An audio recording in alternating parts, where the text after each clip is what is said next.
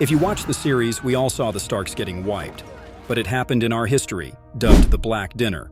Both incidents involved the host inviting their guests to a feast under the pretense of hospitality, only to turn on them. The event saw the 16-year-old 6th Earl of Douglas and his younger brother murdered on the orders of Sir William Crichton, the Chancellor of Scotland, who feared their growing power. Same with the Red Wedding, which had Robb Stark, his wife Talisa, and his mother Catelyn, slaughtered by the Boltons and Freys who had allied with the Lannisters. To put it simply, whether you're Sean Bean, Sean Bean's wife, Sean Bean's best friend, Sean Bean's son, Sean Bean's daughter-in-law, Sean Bean's family dogs, or Sean Bean's unborn grandkid, all men must die who are in any way close to Sean Bean. Couldn't have said it any better myself. The Black Dinner featured the ominous dropping of a black bull's head, a symbol of death as at that time on the table. As to the Red Wedding that had Robb's direwolf Grey Wind killed and his head sewn onto Robb's decapitated body. At number 8, we have the War of the Five Kings. In the Song of Ice and Fire, this event is largely based on the historical Wars of the Roses, which took place in England from 1455 to 1487. Both conflicts involved multiple factions fighting to reign on the throne, like the War of the Five Kings, which consisted of the houses of Stark, Lannister, Baratheon, Greyjoy, and Targaryen vying for control. The Rose War saw two noble houses, the Lancastrians and the Yorkists, at each other's throats. Both sides claimed legitimacy to the throne, which led to decades of bloodshed. Ultimately, the Tudors, descendants of the Lancastrians, emerged victorious when Henry Tudor defeated Richard III at the Battle of Bosworth Field in 1485, which marked the end of the War of the Roses and the reign of the Tudor dynasty. Number 7. Joeffrey Baratheon. Leave her face. I like her pretty. Yes, we all hated the bastard, after this guy. But there is someone that's similar to Joffrey in history. Enter Edward of Lancaster. How were they similar, you might ask? Both were known for their cruel and violent tendencies. We all know Joffrey as a character that even Cersei was frightened of him. But for Edward Case, he was described as being obsessed with war and violence, as one chronicler will put it. Already talks of nothing but cutting off heads or making war, as if he had everything in his hands, or was the god of battle or the peaceful occupant of that throne. Both princes had their parentage come into question. As Joeffrey was a product of incest, Edward of Lancaster's paternity was also disputed, with some suggesting he was the result of an affair than him being the true-born son of King Henry IV. England was really wild back in the day. But the happy ending to it all is Joeffrey's reign ended with his poisoning while Edward died on the battlefield at the age of 17. Next we have this guy. Move this man! Who does Ramsay take after? None other than the Assyrian king Ashurbanipal. Ramsay's torture method was skinning his victims alive, but this guy goes a step further as the flayed skins are used to wallpaper his pillars as a trophy. To list their tendencies, we have love for torture, psychological warfare, obsession with violence. I mean the standard features of Judge Holden. 5. Valyarian steel.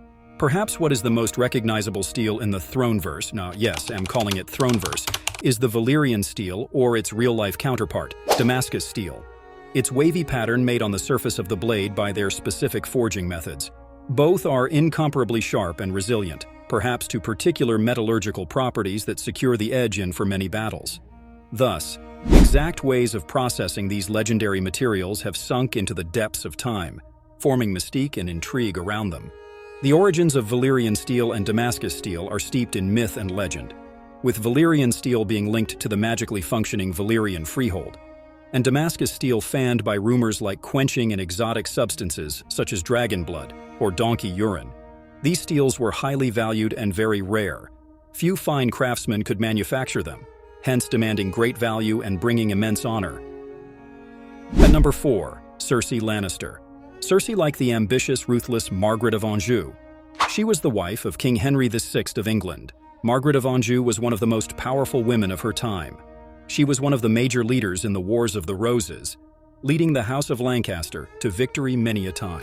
Both women were fiercely protective toward their families and willing to go to great lengths in securing their power with controversial and ruthless decisions.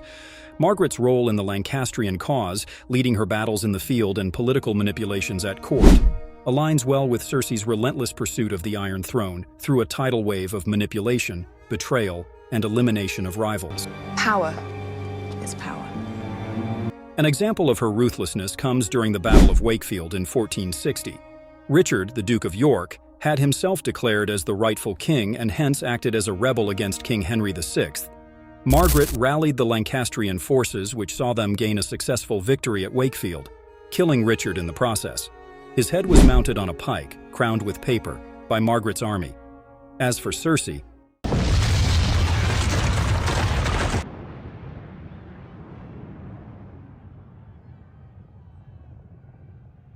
you get the gist. 3. Braavos and the Iron Bank. It resembles the Venetian Republic and its banking system. Venice was a potent sea republic throughout the Middle Ages, whose power was overwhelmingly based on having held the reins on trade routes and pioneering banking practices. Much like their Venetian counterparts, the Iron Bank of Braavos is influential in financial might, with money lent to kings and governments in a position to influence politics by doing so. Both of these entities are known for their independence, neutrality in political conflicts, and shrewd financial acumen. Thus, the reputation of the Iron Bank for always collecting its debts mirrors the rigid and sometimes ruthless methods Venetian bankers used to assure repayment. 2. The Unsullied. They resembled the disciplined Mamluk slave soldiers of Egypt. The Mamlukians were a great military caste of immense political power in medieval Egypt. Much like the Unsullied, both they and the Mamluks were slaves pressed into service from an early age and trained to become highly skilled elite warriors, noted for their discipline and prowess on the battlefield. I just saw the Dothraki fight. They'll beat any mercenary army. They'll beat any army I've ever seen. Killing our men wasn't war for them, it was sport. Like the Mamluks, the Unsullied were fiercely loyal to their masters, and so often in positions of considerable value within campaigns and of power more generally.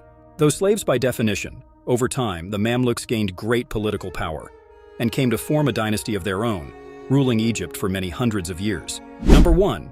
The Iron Throne. It embodies the brutal quests of power, equating them with wars for the thrones across European monarchies, spanning even centuries.